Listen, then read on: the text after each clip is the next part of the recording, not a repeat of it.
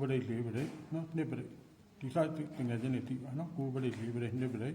နှစ်ပင်ကျော်မှာ64အတွက်ကြာသူ့ရဲ့ဘေးမှာအဲ့ဒီ653ကိုပြန်ထုတ်တာအဲ့ဒီ653ကဘယ်က653လုံးဆိုတော့ကျွန်တော်တို့အဲ့ဒီတော့ယူဆလိုက်တာဒီ4ပရိတ်1ပရိတ်နော်အမှန်က4ပရိတ်1ပရိတ်သူကလည်းကြာနေတာဒီ4ပရိတ်ကိုအဓိကယူတာကိုကျွန်တော်356 653ဆိုပြီးယူတာနော်အမှန်ကဒီ9ပါသောကဏ္ဍကျွန်တော်တို့အဲ့တော့ဂယူမဆိုင်မိလိုက်တယ်9ပါသောကဏ္ဍနော်ထားလိုက်ပါနော်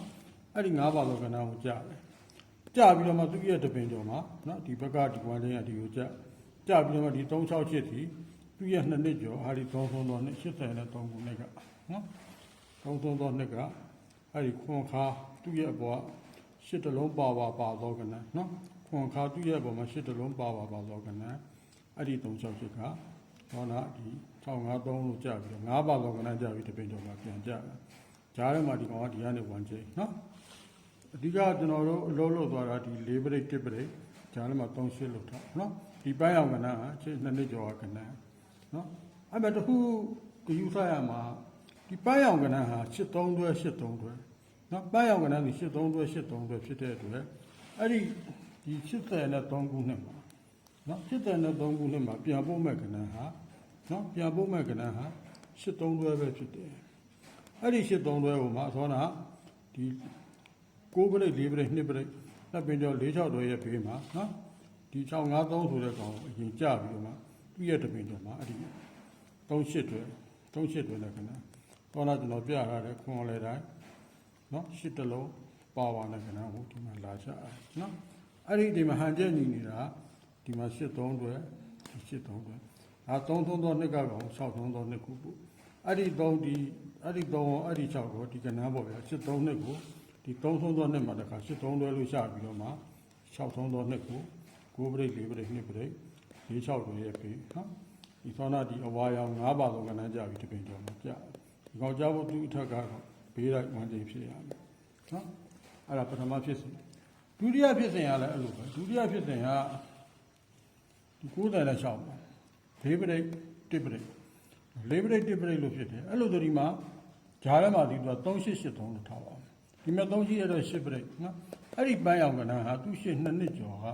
ဒီ10နောက်ပိတ်အပေါ်ကကဏ္ဍပေါင်းချင်း30ပါတော့10တလုံးပါပေါင်းချင်း30ပါတော့ကဏ္ဍဖြစ်ရမယ်နော်အဲ့ဒီချင်း55မှာဒီကိုပို့တာဘယ်ချိန်မှာပို့တော့4ပရိတ်1ပရိတ်လို့ဖြစ်ထားတဲ့အချိန်နော်4ပရိတ်1ပရိတ်ဂျားထဲမှာ38လို့ထောက်ပြီးတော့မှနော်ဒီ10ပရိတ်ကိုရင်ပို့ပြီးမှဒီ4ပရိတ်1ပရိတ်ဖြစ်တယ်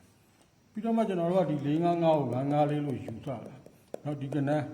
အမှ9ပါသောပေါင်းချင်း9ဆိုလဲသူကဖြစ်တာကျွန်တော်ကအဲ့တုန်းကတော့၄ပရိတ်ကအဓိကတော့ချက်ဘူးနော်၄ပရိတ်ကိုအဓိကယူလိုက်တာအဲ့ဒီကဏ္ဍကတဲ့ဒီမှာ9ပရိတ်4ပရိတ်2ပရိတ်လို့ဖြစ်ပြီးတော့နှစ်ပင်ကျော်မှာ46လို့ထောက်ပြီးရတယ်ဘေးမှာနော်ဒီ954ဆိုတဲ့ကောင်အဲ့ဒီ4ပရိတ်ပဲနော်အဲ့ဒီကာလာကတော့အဲ့ဒီ12ချိန်မှာတော့ကျွန်တော်ကဒီကဏ္ဍကိုပဲယူလိုက်တာပေါ့နော်အဲ့တုန်းကတော့400ပေါ့ပြီးတော့မှအဲ့ကောင်ကြာပြီးလို့ဆိုရင်တဲ့ဒီတပင်ကျော်မှာကြာမဲ့ကဏ္ဍသူ့ရှေ့2နှစ်ကျော်ဒီ33သောကဏ္ဍဟာ33သောနှစ်ကဒီခွန်ခါအပေါ်က8တလုံးပါသောကဏ္ဍနော်ခွန်ခါရဲ့အပေါ်က8တလုံးပါသောကဏ္ဍဟာဆိုတော့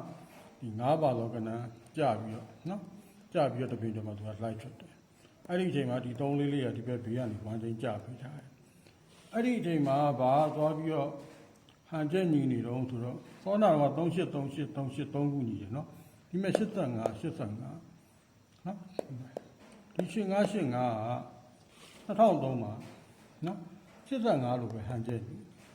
ညီပြီးတော့မှသူကအဲ့ဒီ9ပါသောကဏ္ဍနော်9ပရိတ်4ပရိတ်2ပရိတ်4 6တော့ကြာ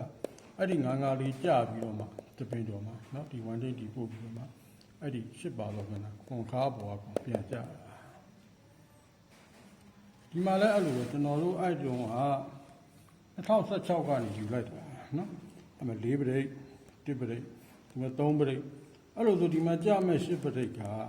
နော်ဟာဒီ33သောနှစ်ကနော်အဲ့ဒီ10ပိတ်အပေါ်ကနော်10ပါတော့ပေါင်းချင်း30ခဏဖြစ်ရမယ်နော်ရှေ့ရဖြစ်တဲ့အတိုင်းပဲနော်ရှေ့မှာကြာခဲ့တာ83နဲ့558ဒီမှာ846နော်10ပိတ်အပေါ်မှာ10ပါတော့ပေါင်းချင်း30ခဏဖြစ်ရမယ်အဲ့ကောင်ကမပဲကိုကြာတော့ဒီဘက်2016မှာနော်ဒီမှာ4ပရိတ်1ပရိတ်လို့ထောက်နော်အဲ့လိုဆိုဒီမှာဒီ4ပရိတ်1ပရိတ် ဒီတစ်ပရိတ်မဖြစ်ခင်သူကဒီမှာ3ထောက်ထားတဲ့အတွက်38နော်အဲ့ဒါမှ4138လို့ဖြစ်ဒီတစ်ပရိတ်လာဖို့အတွက်သူကဒီမှာ438အဲ့လိုအရင်ဖြစ်ရမယ်အဲ့ဒီ8ပရိတ်ကဒီ8ပိတ်ပေါ်က8ပါပြီပေါင်းချင်း30ပါတော့ကနဒီမှာလာကြပြီးတော့မှကျွန်တော်တို့ကဒီ400ကိုထုတ်တာ400ကိုထုတ်တယ်ဘယ်ချိန်မှာထုတ်တာတော့2026နော်9ပရိတ်4ပရိတ်နော်9ပရိတ်4ပရိတ်ဖြစ်ပြီးဒီမှာ2ပရိတ်လည်းထောက်2ပရိတ်တော့မှ46လည်းကြာအဲ့ကောင်ကပြီးမှကျွန်တော်က400ကိုထုတ်တာမဟုတ်ဘူးသူကဒီ400ကိုမပေးတော့ဘူးဗျာ5ပါတော့ကနနော်5ပါတော့ကနနော်5တလုံးပေါင်းချင်း9ဆိုပြီး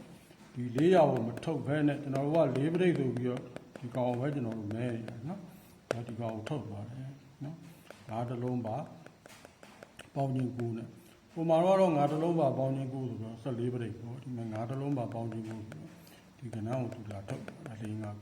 အဲကြတော့ဒီရဖြစ်စဉ်ကကျွန်တော်တို့ပြက်တယ်လို့ပြောလို့မရဘူးကျွန်တော်တို့ကဏ္ဍအယူဆလွဲပါလားကျွန်တော်ကဒီ400ကိုမဲနေတဲ့အချိန်မှာသူကဒီကဏ္ဍကိုထုတ်တာနော်၄၅ကို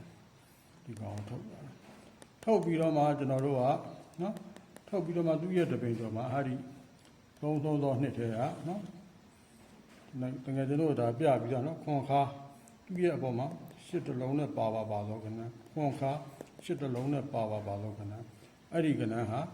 နော်ဆောနာ9ပရိတ်4ပရိတ်2ပရိတ်2ပရိတ်တော့မှ4 6ပဲပြီးမှ4 9 5လို့ထုတ်ပြီးတော့ဒီ2 1 4ရဒီကနေပြီးတော့လာရှိန်သွားတယ်နော်3 4 4ရဒီကနေလာရှိန်သွားရှိန်ပြီးတော့မှအဲ့ဒီမှာသောနာဒီခွန်ခါအပေါ်က8ပါတော့ပါကဏ္ဍ8နှစ်ခွန်ကိုဒီညမှာပြန်လာထုတ်ရမယ်နော်ဥပမာပါထုတ်ခဲ့ခွန်ခါ8ပါတော့ပါ3ည8ကနော်အဲ့ကောင်ဒီမှာလာထုတ်9ပါတော့ကဏ္ဍကြာပြီဥပမာကြာတာကနော်ခွန်ခါသူ့ရဲ့ပုံမှာ8ပါတော့ပါကဏ္ဍအဲ့ကောင်9ပရိတ်4ပရိတ်2ပရိတ်4 6တော့ရပြီးမှ9ပါတော့ကဏ္ဍကြာပြီးတပင်တော့ပြန်ထုတ်တာနော်ဒီမှာလည်းအဲ့လိုပဲနော်ဒီ850ကိုနော်9ပရိတ်4ပရိတ်2ပရိတ်2ပင်ကျော်ဒီ4 6တော့ရပြီးမှ9ပါတော့ကဏ္ဍအဲ့ဒီ9ပါတော့ကဏ္ဍကဒီ6ဆုံးသောနှစ်ကနော်အဲ့ကောင်ထုတ်ပြီးတော့မှတပင်ကျော်မှာဒီကောင်ဒီကိုရှင်းပြီးမှအဲ့ဒီ850ရာဒီလာကြအခုအဲ့ပုံစံတိုင်းဆိုကျွန်တော်ကဒီ4 5ကိုသူထုတ်ခဲ့ပြီနော်9ပရိတ်4ပရိတ်2ပရိတ်4 6ကိုတွေ့ရပြီးမှ9ပါတော့ကဏ္ဍထုတ်ခဲ့ပြီဒီ3နှစ်လေးကလည်းဒီဘက်ကိုဝိုင်းချင်းတက်သွားအဲ့လိုဆိုဒီမှာအဲ့ဒီ3ဆုံးသောနှစ်ကနော်ဒီခွန်ခါရဲ့အပေါ်8ပါတော့ပါနဲ့ကဏ္ဍဒီနေရာမှာထုတ်အောင်အဲ့ဒီအချိန်မှာကျွန်တော်တို့ဟန်ချက်ညီမဲ့ကိစ္စကျွန်တော်ပြောအောင်ဒီမှာ8 4တွဲနော်ဒီကောင်ကဒီကိုပို့ထားတာ846ဟုတ်ပြီအဲ့တော့ဒီ3 3သောနှစ်မှာ8 4တွဲနဲ့ပဲကောင်ကြာ3 3သောနှစ်3 3သောနှစ်မှာကဏ္ဍ7ပါတော့ကဏ္ဍ4ခွက်ပဲထုတ်တာ8ခွန်3ရဲ့နောက်ဒီ8ခွန်2ရဲ့ခွန်8နဲ့ခွန်8 4 8တင်ဒီ3ခွက်ပဲထုတ်တာနော်အဲ့ကြတော့ဒီဟန်ချက်ညီမဲ့ဆိုရင်ကျွန်တော်တို့ကနောက်တစ်ခါထပ်လှည့်မယ်လို့ဒီ4ခွန်8ပဲလှည့်နိုင်တယ်ရှိပါတယ်နော်ဒီတစ်ခွက်ကတော့အရင်အဆင့်မရှိပါနော်8 2 1နဲ့8 3ခွန်နော်အဓိကဒီ8 2ခွန်နဲ့8ခွန်လေး8ခွန်လေးရလဲဟန်ချက်ညီရဲဆိုတော့တခြားမဟုတ်ဘူးသူကဒီမဲ့3ဆုံးသောနှစ်ကနေဒီ6ဆုံးသောနှစ်ကိုပို့ထားတဲ့ကောင်က84တွဲ84တွဲအဲ့ဒီ84တွဲက23နော်2023မှာ84တွဲဆိုပြီးသူလာထုတ်ပေးတာလေအဲ့ဒီ84တွဲကမာဒီ9ပရိတ်4ပရိတ်2ပရိတ်6 4တွဲရဲ့ဘေးမှာ9ပါတော့ကဏ္ဍကြာပြီးမှတပင်းကျော်မှာ84အတွဲနဲ့ဒီကဏ္ဍမယ်စစ်ခွန်လေးတကယ်ကျွန်တော်မွေးကဏ္ဍလေးပြပေးထားတယ်နော်ဒီဘက်ဒီမှာလည်းအဲ့လိုပဲနော်ဒီ85အတွဲဟာ85တော့ရာဒီ3ဆုံးသောနှစ်မှာ85ဆိုပြီးဒီအတွဲကြာပြီးဟာအဲ့ကောင်မှဒီ6ဆုံးသောနှစ်ကို9ပရိတ်4ပရိတ်2ပရိတ်4 6တော့ရဲ့ပြီးမှာ55ပါတော့ကဏ္ဍကြာပြီးရတယ်အဲ့ဒီ85အတွဲဟာဒီမှာလာကြာဟုတ်ချိန်မှာဖြစ်ခဲ့တဲ့ကောင်လည်းအဲ့လိုပဲနော်83အဲ့ဒီ83ဟာဒီ80နဲ့ဒီ3ဆုံးသောနှစ်83ခုနှစ်မှာ83အတွဲပဲကြာတယ်အဲ့ဒီ83အတွဲဟာ9ပရိတ်4ပရိတ်2ပရိတ်တပင်ကျော်မှာ4 6လို့ထောက်ပြီးတော့9ပါတော့ကဏ္ဍကြာပြီးတပင်ကျော်မှာအဲ့ဒီ83တွဲကိုပြန်ထောက်တယ်နော်ကြားရမှာဒီကောင်ကဒီကိုဝမ်းချင်းသွားမှလည်းအဲ့လိုဒီကောင်ကဒီကိုဝမ်းချင်းသွားနော်ဒီကောင်ကဒီကိုဝမ်းချင်းသွားပြီးတော့မှဒီမှာ8နှစ်ခွန်လား8ခွန်လေးလားနော်နှစ်ကွက်ကတော့လူနေတယ်ဒီနီးစနစ်တိုင်းကတော့ဒီခွန်ခါရဲ့အပေါ်ကတော့နော်ဒါကကျွန်တော်ဒီခွန်ခါတောင်းနဲ့ယူလိုက်တာ သူ့ရဲ့အပေါ်မှာ8ပါတော့ပါပါကနော်ဒါမှမဟုတ်4 8တွဲနဲ့ဆိုရင်လည်းဒီကောင်မျိုးသူတို့ဒီအထက်အောက်နှစ်ခုကဒီညမှာလာပြီးတော့နော်ဘယ်ကောင်မှမသိရဘူးဖြစ်တယ်အဲ့ဒါလေးပါပဲဒါပထမဆုံးခံစားရလေးပေါ့ဗျာနော်ကဲမိတ်ဆွေတင်ငယ်ချင်းများအားလုံးကံကောင်းကြပါစေဗျာ